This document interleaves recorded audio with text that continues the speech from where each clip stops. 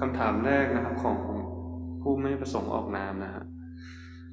กราบนมัสการท่านอาจารย์ในพระสูตรบทหนึ่งพระพุทธเจ้าให้คำแนะนำแก่ผู้ที่กำลังจะเสียชีวิตพระองค์แนะนำให้มุ่งความสนใจไปที่การดับตัวตนในขณะที่กำลังจะเสียชีวิตขอหลวงพ่อโปรดช่วยอธิบายเรื่องนี้ด้วย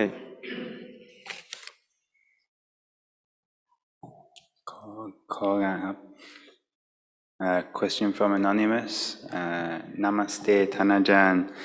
In one sutta, the Buddha, in giving advice to a dying person, advises to pay attention to the cessation of self-identity as one dies. Can Luang Po please explain this? นี่ต้องเข้าใจอันนี้ก็หมายถึงผู้ที่พร้อมมีสติมีสมาธิตั้งมั่นพร้อมที่จะพิจารณาและความเป็นตัวตนหรือเห็นความเป็นตัวตนก่อนที่ร่างกายมันจะแตกสลายแสดงว่าผู้นั้นก็เคยศึกษาธรรมะมามากแล้วถึงแม้ว่ายังไม่ได้เป็นพระโสดาบันมาก่อนแต่ว่าสมาธิตั้งมั่นมากพิจารณาในวันสุดท้ายก็อาจจะสำเร็จในพระโสดาบันพระสกทาคามีพระอนาคามีพระอรหันต์ก็ได้เห็นว่าตัวเองไม่ใช่มีตัวเราที่แท้จริงหรือผู้ที่เป็นพระอริยบุคคลอยู่แล้วก็อาจจะมีคุณธรรมสูงขึ้นไปนะอีกระดับหนึ่งก็ได้อย่างพระนางสามาวดีถูกไฟคลอกตายแม้ท่านเป็นพระโสดาบันกับบริวารอีก500พิจารณาจิตก็เข้าไปสู่พระสกทาคามีได้หรือพระสงฆ์ที่ท่านยังไม่พุทธธรรมพิจารณาก็สำเร็จเป็นพระอรหันต์ในปากเสือได้ก็มีแต่ผู้ที่ยังไม่ถึงอย่างนั้นก็คิดถึงบุญก่อนคิดถึงบุญกุศลก่อนหรือจะพิจารณาว่าไม่มีตัวตนและใจสบายก็ได้อิ่มอกอิ่มใจก็ไปเป็นเทวดาได้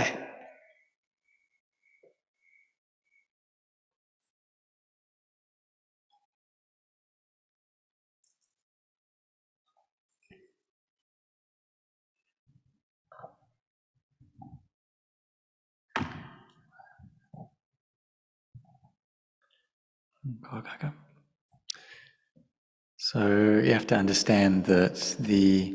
meaning here is this teaching is given for people who have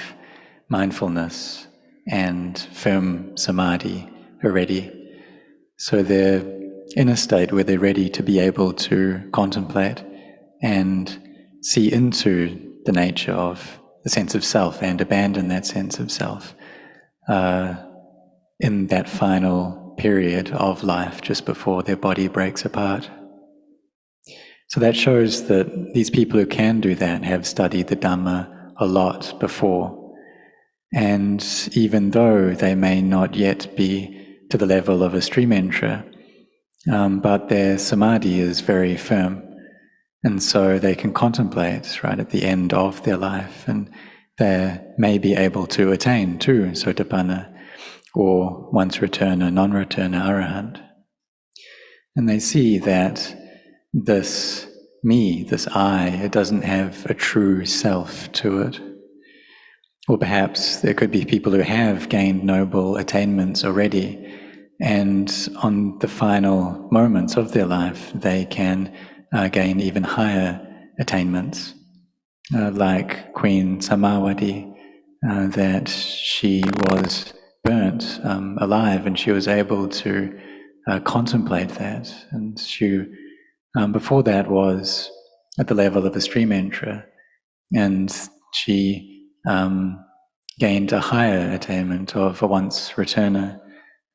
during or just before she passed away. Well, it's also even possible for there to be beings who haven't yet gained noble attainments, but just before they pass away they can attain to arahantship.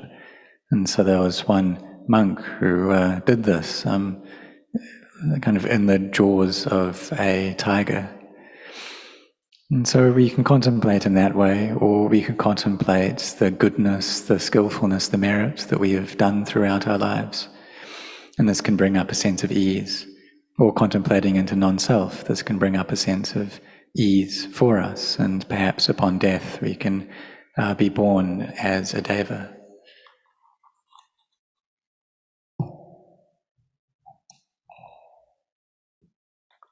ขอโอกาสครับคำถามถัดไปนะครับของผู้ไม่ประสงค์ออกนามกราบนมัสการท่านอาจารย์ข้าพเจ้าเคยได้ยินว่าข้อเสียของการเจริญเมตตามากๆก็คือทำให้มีคนจำนวนมากต้องการเข้ามาคุยด้วยข้าพเจ้าควรจะแก้ปัญหานี้อย่างไรข้าพเจ้าควรนำการปฏิบัติแบบธรรมบาลของทิเบตซึ่งลักษณะเด่นของเทวดาองค์นี้คือความดุมาใช้ไหมครับ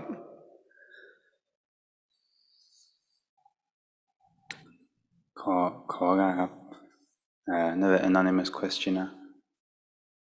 Namaste, Tanajan. I have heard a drawback of doing metta a lot is that many people will want to talk with oneself. How to address this problem? Is Tibetan fierce deity practice advised here? การเจริญเมตตาก็ต้องมีความบริสุทธิ์ปราศจากความยินดีพอใจถ้าเราเมตตาในเพศตรงข้ามด้วยก็ต้องระมัดระวังแต่ถ้าไม่ถึงที่ว่าเมตตาเรามันมากขนาดนั้นที่จะมีคนมารักเราหรือใกล้ชิดเราแล้วก็มันก็ไปขายมันก็ได้การที่เทวดาองค์ดุๆนั่นก็หมายความว่าเราพูดเสียงแข็งเพื่อไม่มาติดในบางครั้งก็มีเหมือนกันนะหลวงปู่ชาบางครั้งก็ลูกศิษย์ลูกหาก็ติดตามท่านบางทีท่านก็ดุเพื่อไม่ยึดมั่นถือมั่นในท่านมากเกินไปนี่ก็มีเหมือนท่านพระมหาเถระพระวักกลิที่ชอบในรูปชมพระพุทธเจ้ามากติดในความเมตตาพระพุทธเจ้าก็ดุให้คลายความยินดีมาพระองค์ก็สอนธรรมะก็บรรลุเป็นพระอรหันต์ความหมายคงเป็นอย่างนี้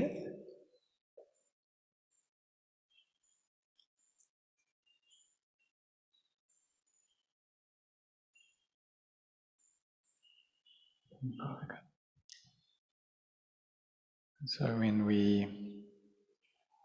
develop metta, needs to be a purity to that as well,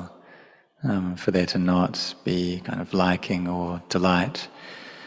And so we need to be a bit cautious when spreading metta towards members of the opposite sex. But if we are developing metta, and it's kind of so much to the point where people come to, they're kind of attracted to us, they start loving us,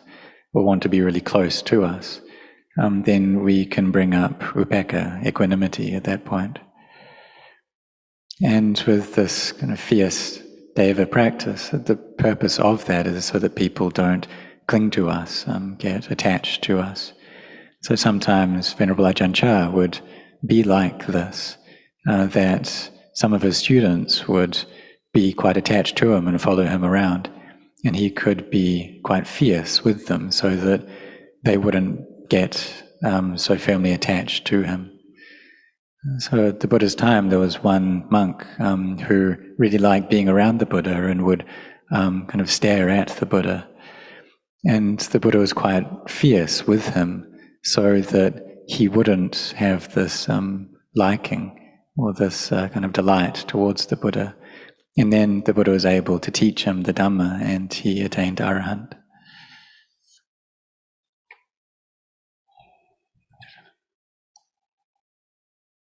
ขอโอกาสครับคำถามถัดไปนะครับของผู้ไม่ประสงค์ออกนามกราบหลวงพ่อขอกราบท่านและคณะพระสงฆ์ด้วยความอ่อนน้อมและซาบซึ้งก่อนการปฏิบัติธรรมนี้ฉันได้ฟังธรรมะของท่านทุกวันและรู้สึกว่าได้ประโยชน์อย่างยิ่งคำถามของฉันนี้เกี่ยวกับความกลัวฉันจัดการกับสิ่งนี้บ่อยครั้งและพยายามที่จะพิจารณาความรู้สึกนี้ให้เห็นเป็นธาตุขันธ์และบอกกับตัวเองว่านี่ไม่ใช่ตัวเรา ในบางครั้งปัญหาจะเกิดเพราะความกลัวนี้จะก่อกวนถึงความอดทนของฉันมีอะไรบ้างไหมที่ฉันจะทำได้ในการพัฒนาการปฏิบัติและสามารถทำให้ฉันได้ปล่อยวางความกลัวนี้ได้ขอให้ท่านมีสุขภาพแข็งแรงขอให้ธรรมะคุ้มครองรักษาท่านขอการครับ Anonymous question. Dear Long Po, deep gratitude to you and your Sangha for providing the teachings. Outside of the retreat, I listen to your talks almost every day and benefit from them. My question is about fear. I deal with this a lot and try to look at it as a feeling, a khandha, and tell myself it is not self. It sometimes interferes with patience, which then causes further problems. Is there more I can do, or is this a matter of developing in the practice, which will eventually bring me release? Wishing you well and protection in the Dhamma. ก็ให้เรามีธรรมะความกลัวก็เป็นธรรมะเหมือนกันแต่เป็นธรรมะฝ่ายที่เป็นอกุศลปัญญาเป็นธรรมะฝ่ายกุศลถ้าเรามีปัญญาก็เอาชนะความกลัวได้ถ้าปัญญาไม่มีความกลัวก็มีความวิตกกังวลความกลัวก็มาจากพื้นฐานของความหลงที่ยึดอยู่ในตัวเราและของเรานี่เองงั้นเราก็ต้องมาฝึกสติดูจิตของเราเมื่อกลัวก็รู้สึกแล้วว่าตอนนี้จิตของเรามันกลัวอยู่นะเราก็พิจารณาหาหนทางที่จะละความกลัวนั้นคือสร้างปัญญาถ้าเรามีตัวสติสมาธิดีความกลัวก็เป็นสักแต่ว่าอารมณ์ไม่เข้าไปยึดมั่นถือมั่นแต่นึกว่าความกลัวเกิดขึ้นจิตก็เข้าไปยึดแล้วก็เกิดความกลัวขึ้นมาเบื้องต้นเราจะคิดถึงพระพุทธเจ้าถ้าเราคิดถึงพระพุทธเจ้าแล้วปิติซาบซ่านเกิดขึ้นมาคิดถึงในความดีของพระองค์ความกรุณาธิคุณพระมหากรุณาธิคุณปัญญาคุณบริสุทธิคุณและความกลัวก็หายไปเราพุทโธพุทโธไว้สู้กับความกลัวก็ได้แล้วถ้าเราทำได้ก็เข้าสมาธิพิจารณาดูลมหายใจเข้าสมาธิจิตนิ่งสบาย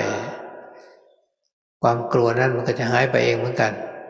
มาใจของเราสบายเห็นกายสัตวกายได้ถ้าไม่ได้จริงๆอันดับแรกก็อดทนตายก็ตายขอบูชาพระพุทธเจ้าพระธรรมพระสงฆ์ขอให้ท่านคุ้มครองตายไปแล้วก็ต้องไปดีให้มั่นใจในพุทธคุณธรรมคุณสังฆคุณ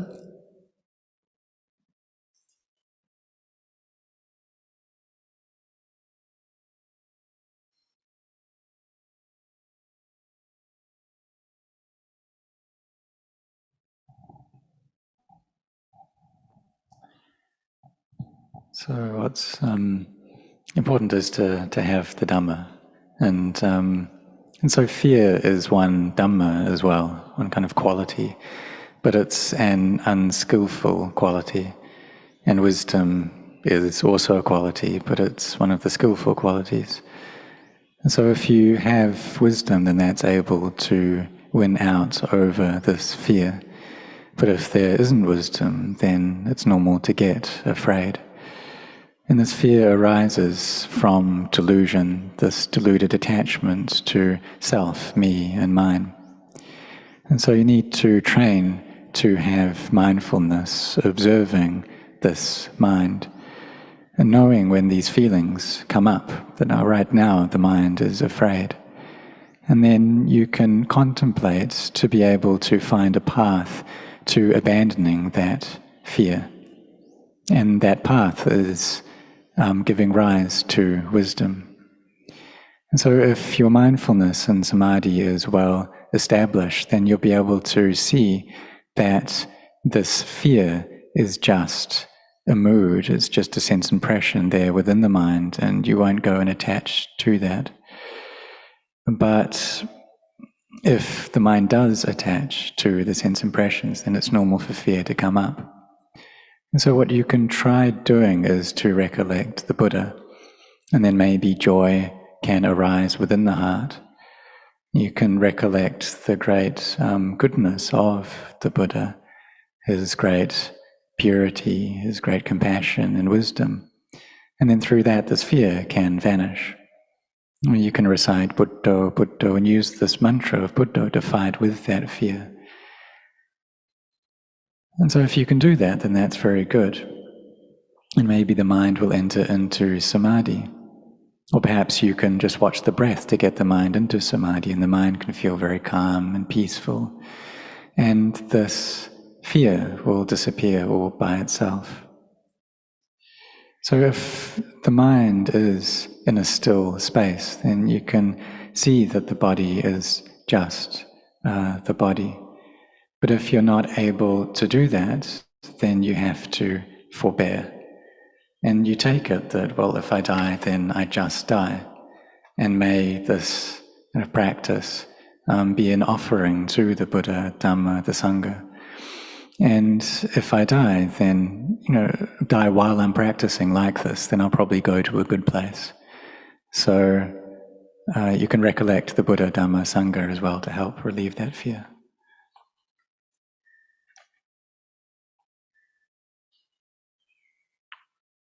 ขอโอกาสครับคำถามถัดไปนะครับจากผู้ไม่ประสงค์ออกนามกราบเรียนท่านพระอาจารย์ขอทราบหน่อยว่าควรฝึกสมาธิโดยพิจารณาโครงกระดูกบ่อยแค่ไหนระหว่างการนั่งสมาธิของเราควรทำสมาธิพิจารณาโครงกระดูกตามเวลาที่ต้องการของตนหรือจะต้องปฏิบัติกรรมฐานนี้เป็นประจำเช่นทุกวันหรือสัปดาห์ละครั้งขอโอกาสท่านพระอาจารย์ช่วยให้คำแนะนำและสอนเพิ่มเติมในเรื่องนี้ด้วยครับขอบพระคุณด้วยความเมตตา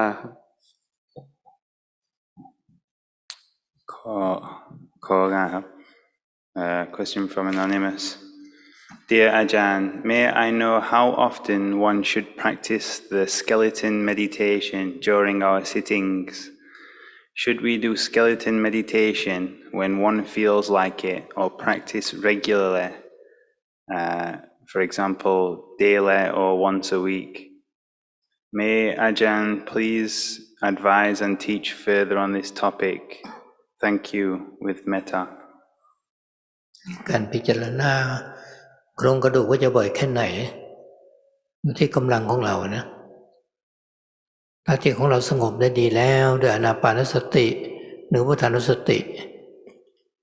การพิจารณาร่างกายเป็นโครงกระดูกก็เป็นอีกวิธีหนึ่งในการที่จะทำสมาธิยังเป็นสมถกรรมฐานอยู่จะถามว่าอาทิตย์ละครั้งหรือวันละครั้งเมื่อใดที่จิตเรามีความสงบแนบแน่นนี่แล้วจิตจะมีความปรุงแต่งคิดไปเรื่องอื่นมันมีพลังงานนะจิตเริ่มใช้พลังงานแล้วเราจะเอาพลังงานนั้นนะมาเรียนรู้มาพิจารณาในกายของกายนี้กองดินกองน้ำกองไฟกองลมนี่แหละโครงกระดูกนี่ก็เป็นกองดินนี่แหละไม่เห็นว่ากระดูกร่างกายเป็นเนื้อหนังที่หุ้มโครงกระดูกอยู่เราก็ไม่ยินดีแต่ร่างกายนี้จิตก็สงบแต่ถ้าจะเป็นวิปัสสนาจะเห็นกระดูกมันสลายลงไปหรือเราจะคิดพิจารณาให้มันก็สลายลงไปตามธรรมชาติอันนี้เป็นวิปัสสนาตามพิจารณาตามกำลังของเราเนี่ยถ้าเรามีกำลังทำสมาธิได้วันละหลายๆรอบก็พิจารณาได้หลายครั้งก็ได้แต่อย่างน้อยก็1 ครั้งเนี่ยเราต้องพิจารณาได้นะสักครั้งหนึ่งในแต่ละวันนอกนั้นก็ทำไปตามจิตที่สงบมีสงบเมื่อไหร่ก็พิจารณาเมื่อนั้น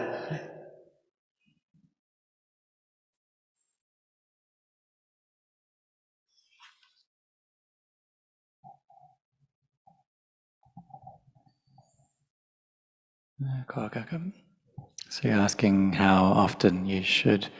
contemplate the skeleton. Well, that depends on your energy, and that if the mind is peaceful through watching the breath or through recollecting the Buddha, then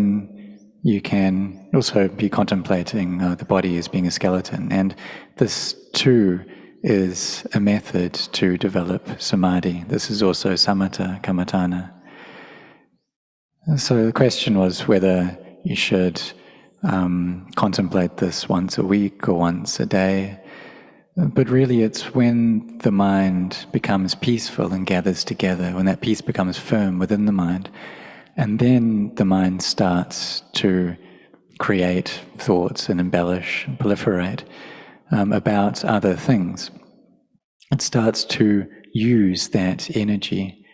So instead you take that energy and use it to contemplate the body, direct it towards the body, towards the elements of earth, water, fire and air. So the skeleton is a part of the earth element. So you see the body as being just bones wrapped in skin. So through this then the mind can become peaceful. But if it's going to be on the level of insight, vipassana, then you need to see the skeleton break apart and break down. See it as just returning to nature, and this is where insight arises. And so you have to contemplate in line with the energy that you have. And if you have the energy of mind, then you can contemplate it many times a day. Then that is fine. But you should be at least contemplating the skeleton once per day. And then perhaps when your peace of mind grows, then you can contemplate it more. Just whenever the mind feels peaceful, then you can contemplate the skeleton.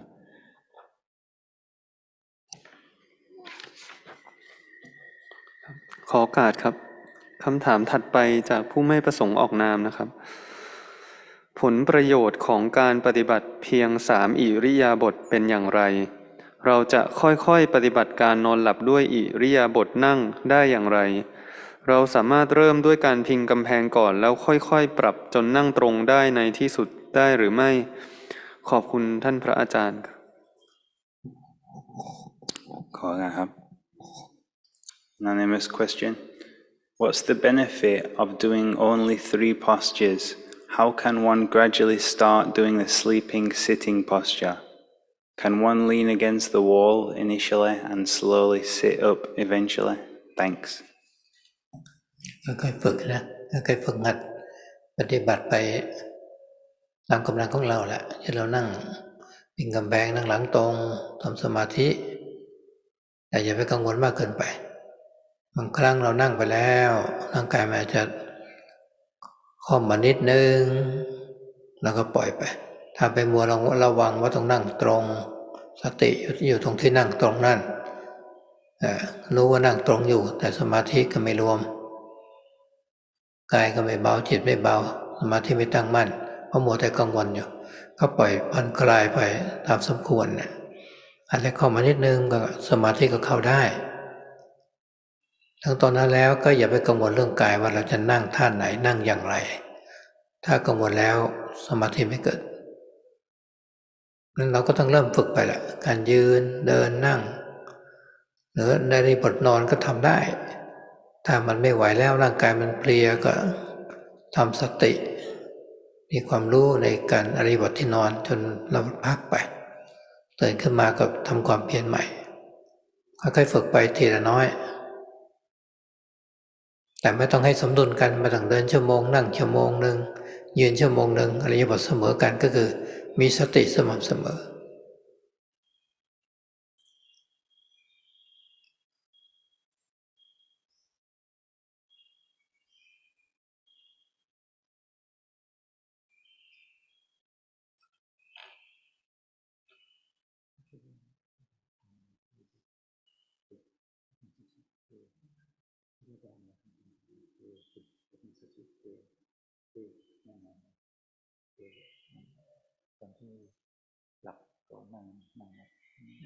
ถ้าเราจะฝึกใน3อริยบทคือไม่นอนแล้วก็นั่งหลับบางองค์ก็ฝึกนะนั่งไปมันเข้าที่กรึกคอก็ไม่ศีรษะไม่ตกเลยนะ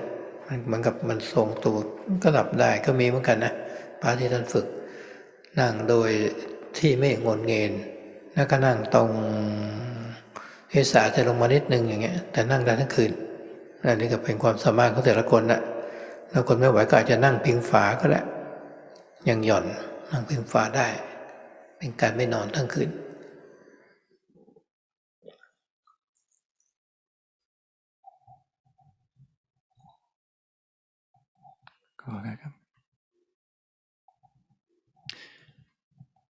So this is something that we need to gradually train ourselves and to steadily practice in line with the energy that we have. And so perhaps we can, while meditating, you can lean against a wall and then, or try just sitting up straight without leaning. But it's important to not get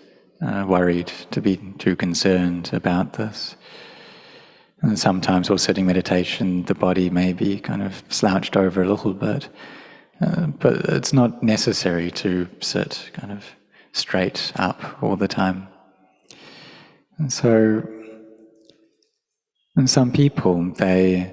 can have a very good posture, they can sit very straight, but their samadhi just doesn't gather together.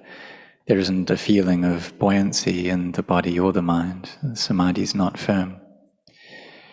And so it's important when we kind of get into samadhi, you don't worry about the body. Because if there is that concern, then the samadhi won't be firmly established. And so we need to just steadily train ourselves. And if the body's tired, if we're not able to carry on sitting, then it's okay to lie down. And you have awareness there, mindfulness there until you fall asleep. And then when you wake up, you start up with the mindfulness again. And when we say to keep the postures even, that doesn't mean to maybe spend an hour sitting meditation, an hour walking meditation, an hour standing, an hour lying down. What that means is to have constant mindfulness. But with the practice of not lying down, of sleeping while sitting, this is also something that you can try training oneself in. And so some monks are able to do this, that when they sit and they fall asleep, then their head doesn't even really kind of lean over, that their body is very straight. And so that's something that some people are able to do. But if you're not able to do that, then it's okay to lean against a wall as well.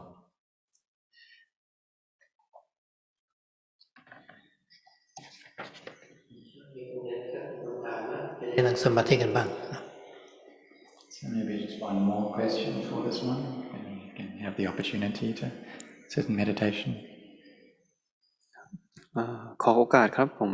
คำถามจากคุณอภิรัชจากประเทศอินเดียนะครับวันทามิพันเตกรรมชั่วและกรรมดีเกิดขึ้นได้อย่างไรขอความกรุณาหลวงพ่ออธิบาย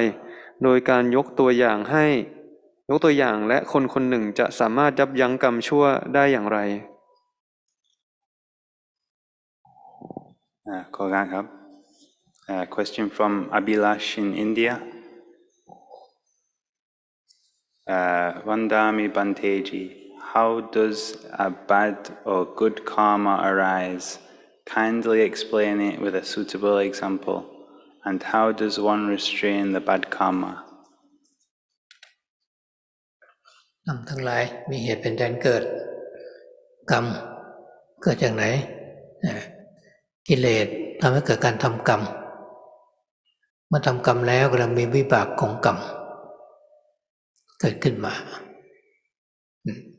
วิบากนั้นก็จะก่อให้เกิดกิเลสขึ้นมาอีกกิเลสก็ทำให้ทำกรรมอีกถ้าเราทำกรรมที่ดีก็เหมือนกันเราสร้างกรรมที่ดีเช่นเราใส่บาตรเห็นโทษของความตนีทีเหนียวพยายามมีศรัทธาในการใส่บาตรทำบุญก็เป็นสร้างกรรมที่ดีกรรมที่ดีเกิดขึ้นในฝ่ายกุศลมันก็จะเกิดวิบากของกรรมดีอยู่เหมือนกันวิบากกรรมดีนี้มันก็ทำให้เราอยากจะสร้างบุญบารมีอีก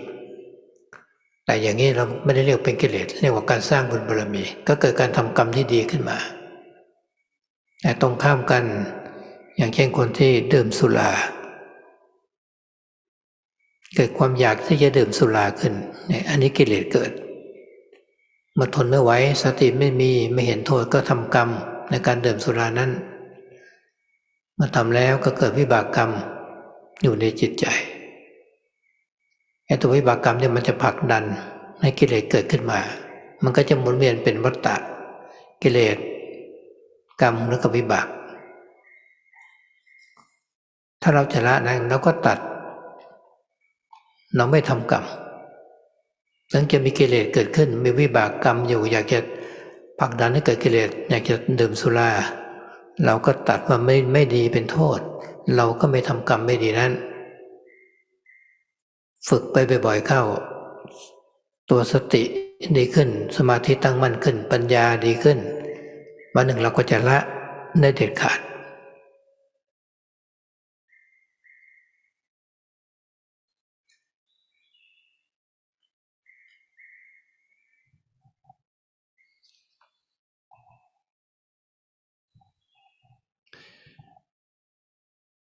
So all